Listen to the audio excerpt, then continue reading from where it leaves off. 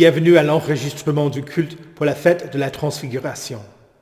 Nous commençons avec l'introïte du jour. L'Éternel est comme l'éclat de la lumière. Des rayons partent de sa main. Là réside sa force. L'Éternel règne.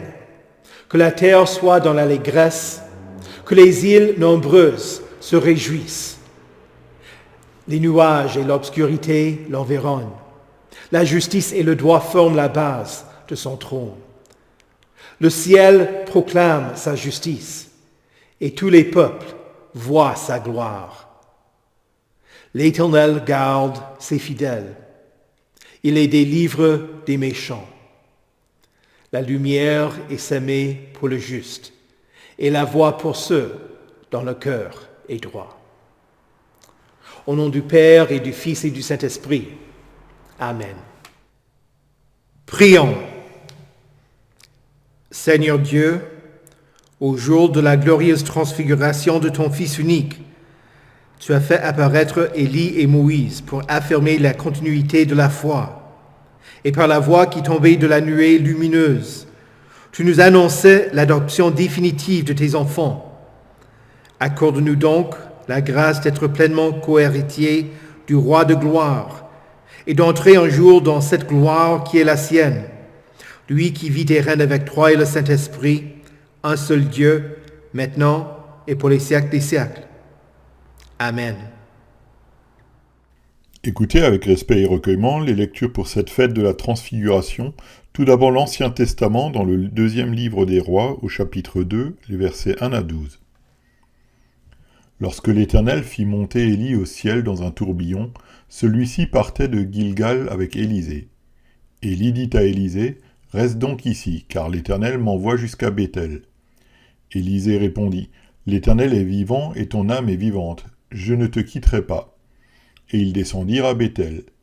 Les membres de la communauté de prophètes de Béthel sortirent de la ville vers Élisée et lui dirent, « Sais-tu que c'est aujourd'hui que l'Éternel va enlever ton Seigneur au-dessus de ta tête ?» Il répondit, « Moi aussi je le sais, taisez-vous. » Élie lui dit, « Élisée, reste donc ici, car l'Éternel m'envoie à Jéricho. » Il répondit, « L'Éternel est vivant et ton âme est vivante, je ne te quitterai pas. » Et ils arrivèrent à Jéricho. Les membres de la communauté de prophètes de Jéricho s'approchèrent d'Élisée et lui dirent, « Sais-tu que c'est aujourd'hui que l'Éternel va enlever ton Seigneur au-dessus de ta tête ?» Il répondit, « Moi aussi je le sais, taisez-vous. » Élie lui dit, « Reste donc ici, car l'Éternel m'envoie vers le Jourdain. » Il répondit, « L'Éternel est vivant et ton âme est vivante, je ne te quitterai pas. » Et ils poursuivirent tous deux leur chemin. Il y eut 50 membres de la communauté de prophètes qui vinrent se poster face à eux deux, à une certaine distance, tandis qu'eux-mêmes s'arrêtaient au bord du Jourdain. Élie prit alors son manteau, l'enroula et en frappa l'eau. Elle se sépara et ils traversèrent tous les deux à pied sec. Une fois qu'ils eurent traversé, Élie dit à Élisée, « Dis-moi ce que tu veux que je fasse pour toi avant d'être enlevé loin de toi. » Élisée répondit, « Qu'il y ait sur moi une double part de ton esprit. » Élie dit, « Tu demandes quelque chose de difficile. Toutefois, si tu peux me voir pendant que je serai enlevé loin de toi, cela t'arrivera. Sinon, cela n'arrivera pas. » Alors qu'ils continuaient à marcher tout en parlant, un char et des chevaux de feu les séparèrent l'un de l'autre. Et Élie monta au ciel dans un tourbillon. Élisée regardait tout en criant « Mon père, chars et cavalerie d'Israël !» Puis il ne le vit plus. Il prit alors ses habits et les déchira en deux. Ici prend fin la lecture de l'Ancien Testament. Écoutez également la deuxième lettre de Paul aux Corinthiens au chapitre 3, le verset 12, jusqu'au chapitre 4, les versets 2.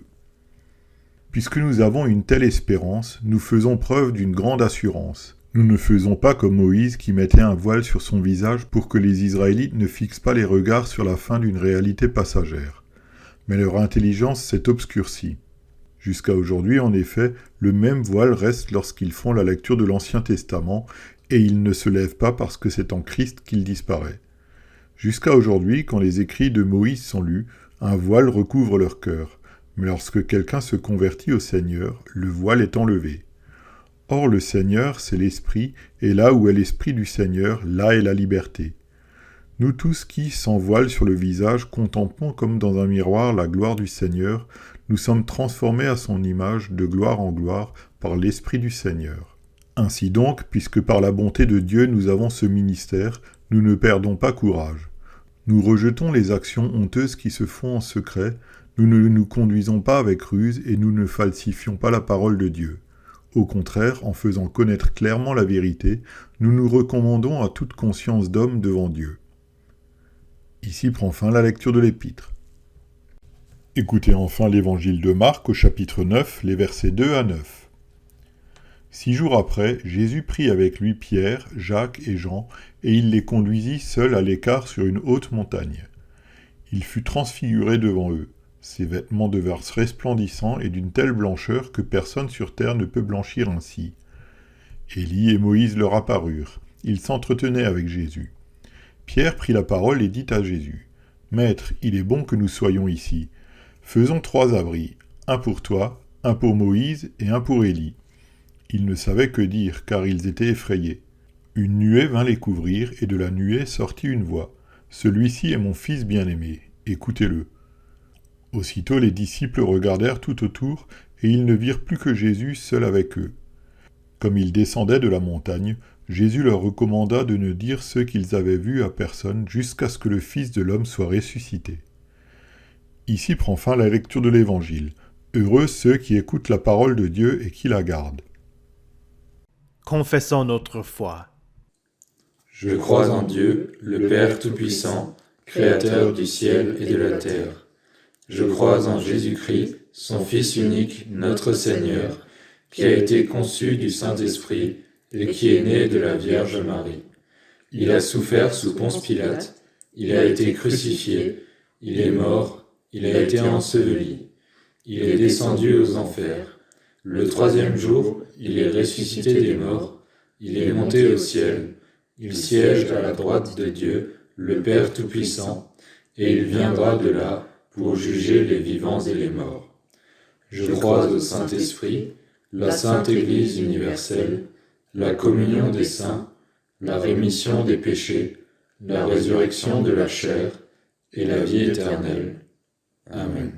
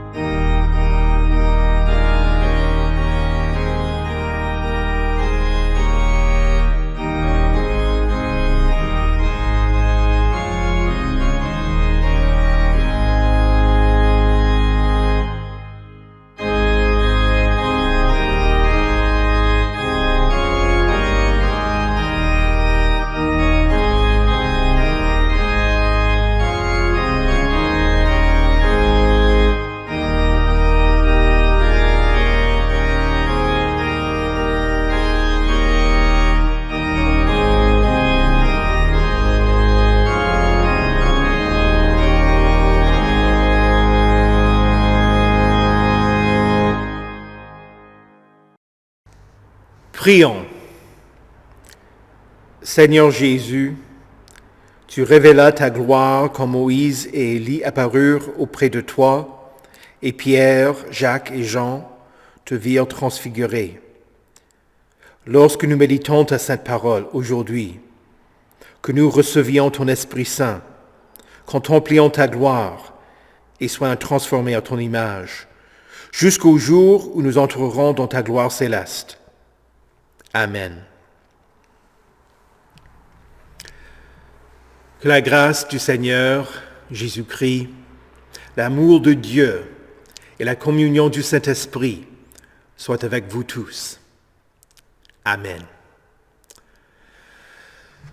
Au cours de sa vie et de son ministère sur terre, Jésus paraissait être quelqu'un d'ordinaire. En le regardant, sa divinité n'était pas visible car son être ne brillait pas. À moins de connaître qui il était, on aurait pu croiser son chemin sans se rendre compte qu'on était en présence de Dieu. Il ne vint pas pour montrer son pouvoir, pour que les gens se prosternent devant lui et l'adorent.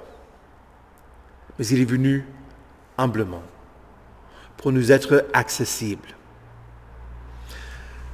Toi, des disciples, devinrent témoins de la gloire de Jésus au moment de sa transfiguration. Mais la gloire ultime de Dieu se manifesta au moment de la croix, quand Jésus fut crucifié pour le salut des hommes.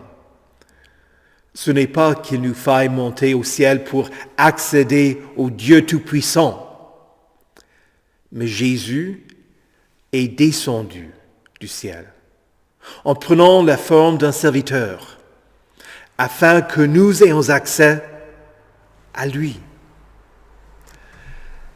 La gloire de Dieu descend vers nous, sous une forme qui semble être ordinaire.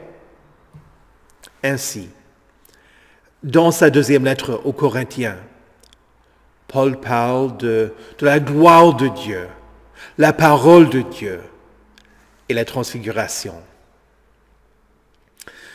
Dans l'Ancien Testament, la deuxième fois où Moïse grimpa sur le mont Sinaï et passa 40 jours auprès de Dieu, son visage brilla, car il avait été auprès de l'Éternel.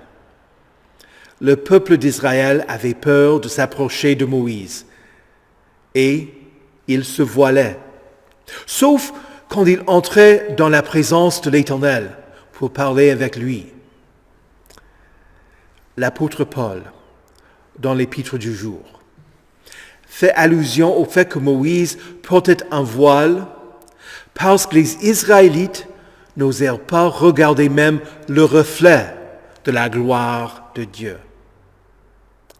Paul dit que quand les Juifs lisent l'Ancienne Alliance, l'Ancien Testament, leur vue est obscurcie et ils ne voient pas Christ. Ce ne sont pas les seuls Israélites qui ont leur intelligence obscurcie quand ils lisent la parole de Dieu. Le même problème, le même péché existe aujourd'hui. Le monde est illettré, bibliquement parlant. Beaucoup de gens pensent que la Bible est un livre ordinaire, contenant les pensées d'hommes d'autrefois. Peu de monde lit la Bible et connaît ses histoires. Encore moins prennent la Bible au sérieux, l'étudient et croient ce qu'elle dit. Quelques-uns lisent la Bible en tant que littérature ancienne qui énonce des principes de vie qui pourront être utiles. Et beaucoup de faux enseignants cherchent des versets dans la Bible pour soutenir ce qu'ils veulent prêcher, plutôt que d'étudier le texte pour expliquer ce que Dieu veut dire. La nature pécheresse met l'homme au-dessus de la parole. comme si l'homme était juge de la parole de Dieu. Ils portent un voile parce qu'ils ne comprennent pas que la Bible existe pour nous conduire vers l'Évangile, le salut que Dieu offre en Jésus-Christ. Paul écrit, « Mais lorsque quelqu'un se convertit au Seigneur, le voile est enlevé. » Le chrétien devrait lire la Bible comme étant la parole de Dieu, car c'est ce qu'elle est. Le chrétien, en lisant la parole, il rencontrera son Sauveur. C'est pourquoi il devrait s'assujettir à la parole, ne prenant pas le rôle d'un maître et juge du texte, mais en devenant un étudiant et un serviteur de la parole. Il nous faut nous humilier et admettre, moi, je ne comprends pas toujours ce que Dieu dit, mais je mets ma confiance en lui. Pourquoi? Parce que la Bible nous révèle le Sauveur. La faiblesse humaine, l'indifférence, la nature pécheresse pourront tous être à l'origine du fait que le chrétien n'écoute pas attentivement et ne prenne pas les Saintes Écritures au sérieux. Même le chrétien le plus pieux, sincère et attentif pourra être distrait et s'éloigner de Dieu. Des pasteurs, eux aussi, peuvent traiter la Bible comme un outil dont ils se servent, sans qu'ils laissent la parole les interpeller. Mais le Saint-Esprit nous conduit toujours à retourner à la parole, comme un animal retourne à une source d'eau pour se rafraîchir. La semaine dernière, j'ai lu cette citation de Luther. Depuis quelques années, je lis la Bible 2 fois par an. Si vous faites de la Bible l'image d'un grand arbre, et si chaque mot était une petite branche, alors dites-vous que j'ai secoué chacune de ces branches, parce que je voulais savoir ce qu'elles signifiaient. Et moi, est-ce que je m'engage à lire la Bible 1 fois par an? Même pas. Je me lance et j'ai du mal à continuer. Je m'engage et je laisse tomber. Je ne réussis pas à secouer chaque branche, mais il y a toujours de nouvelles découvertes. C'est pourquoi je reprends. Je persévère parce que je sais qu'à travers la parole, le Saint-Esprit accomplit son travail. Il révèle mon péché. Il pardonne. Il renouvelle. Il vivifie. Il me change. Étudier la parole de Dieu a une grande valeur. Quand vous lisez la Bible, quand vous l'entendez, quand on vous l'explique, vous êtes face à face avec Dieu. Quand vous écoutez la parole lue, c'est Dieu qui vous parle pour que vous croyiez. Pour reprendre le thème de la transfiguration, la parole de Dieu semble être ordinaire, de la même manière que Jésus paraissait être un homme ordinaire. La Bible ne brille pas quand on ouvre ses pages. Au culte, le lecteur ou le pasteur ne sont pas transfigurés devant vous. Mais le Saint-Esprit fait croire et soutient la foi des croyants en vous faisant contempler la gloire de Jésus-Christ le crucifié. Paul écrit, « Or, le Seigneur, c'est l'Esprit. Et là où est l'Esprit du Seigneur, là est la liberté. Nous tous qui, sans voile sur le visage, contemplant comme dans un miroir la gloire du Seigneur, nous sommes transformés à son image, de gloire en gloire, par l'Esprit du Seigneur. Et voici le point important de notre lecture d'aujourd'hui. Aujourd'hui, c'est la fête de la transfiguration, le jour où Jésus fut transfiguré. En grec, quand Paul dit que nous sommes transformés à son image, c'est le même mot que transfiguré. En contemplant la transfiguration de Jésus, Paul nous dit que nous aussi, nous sommes transfigurés. Au début du sermon, j'ai dit que la gloire de Dieu descend vers nous. Le Saint-Esprit nous glorifie.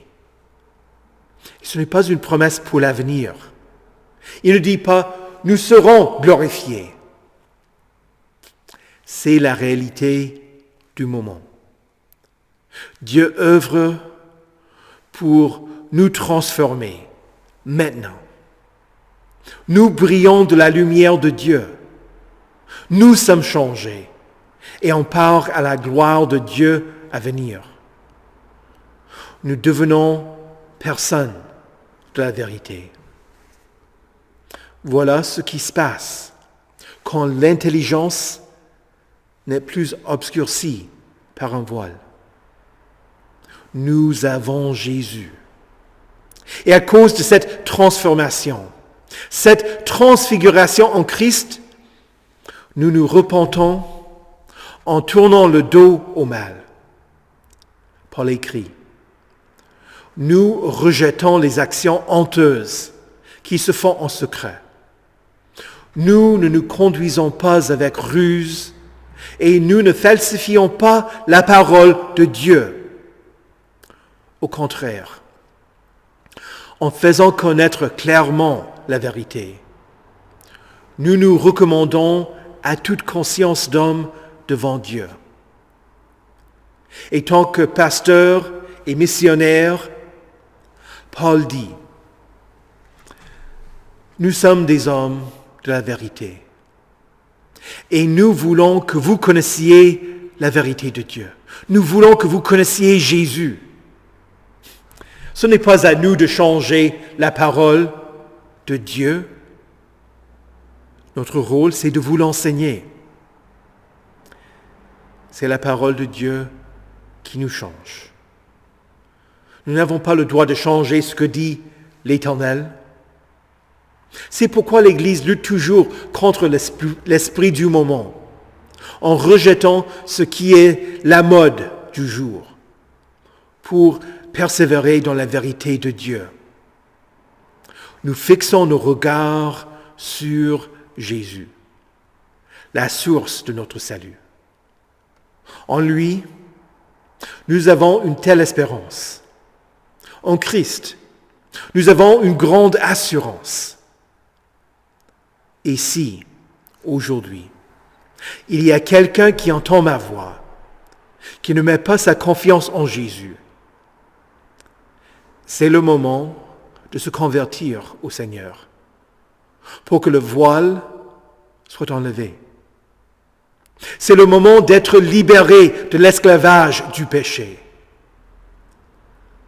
Quand Jésus était crucifié, au moment de sa mort, il poussa un grand cri. Le voile du temple, qui séparait le lieu très saint, fut déchiré en deux. Ce qui nous séparait de Dieu, notre péché, ne pourra plus nous éloigner de Dieu. En Jésus, nous avons accès à Dieu. Nous sommes sanctifiés. La gloire de Dieu ne vient pas à nous par le Sauveur resplendissant. Mais la gloire de Dieu vient à nous à travers des choses ordinaires. La parole, l'eau, du pain et du vin. Et il nous transfigure pour que nous soyons transformés à l'image de Christ, de gloire en gloire, par l'Esprit du Seigneur. Au nom de Jésus. Amen. Que la paix de Dieu, qui surpasse toute intelligence, garde vos cœurs et vos esprits en Jésus-Christ pour la vie éternelle. Amen. Prions le Seigneur.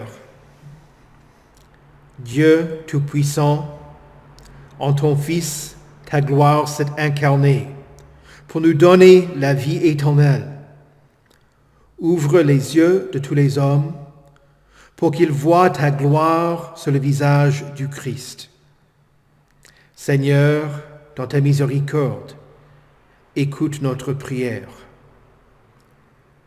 Père céleste, tu recommandes à tes enfants d'écouter ton Fils.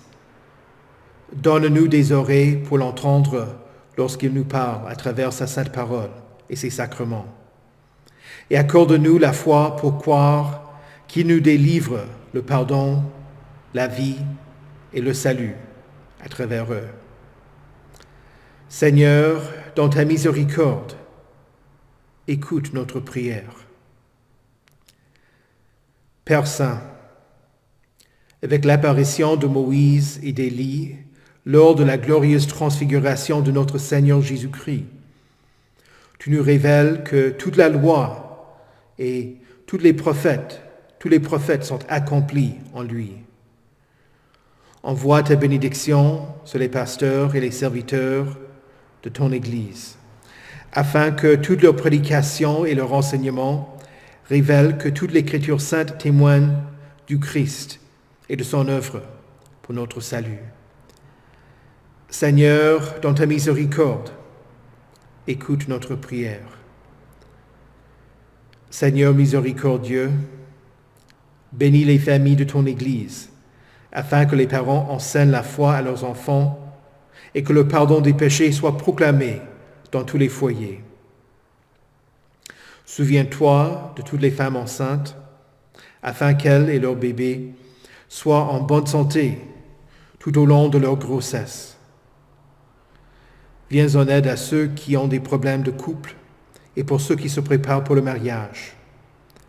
Seigneur, dans ta miséricorde, écoute notre prière. Seigneur Dieu, tu gouvernes les nations de la terre. Mets fin à l'injustice et à l'oppression, afin que tous partagent la bonté de la création. Veille sur ceux qui servent dans nos forces armées et tous ceux qui nous protègent. Seigneur, dans ta miséricorde, écoute notre prière. Dieu de toute grâce, regarde avec compassion à ceux qui sont malades, affaiblis ou seuls. Accorde-leur le soulagement et le réconfort par la promesse d'une gloire éternelle avec le Christ. Donne à ton peuple la force d'accompagner ceux qui sont en situation difficile.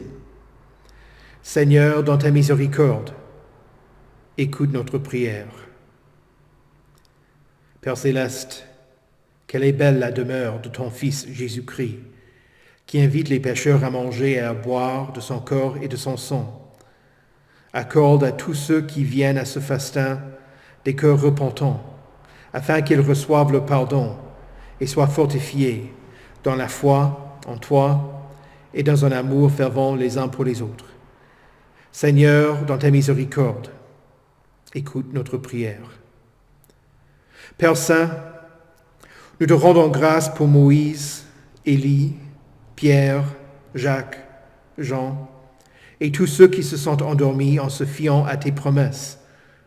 Garde-nous dans cette foi par ton esprit et amène-nous avec tes saints à contempler la plénitude de la gloire du Christ dans son royaume qui n'a pas de fin.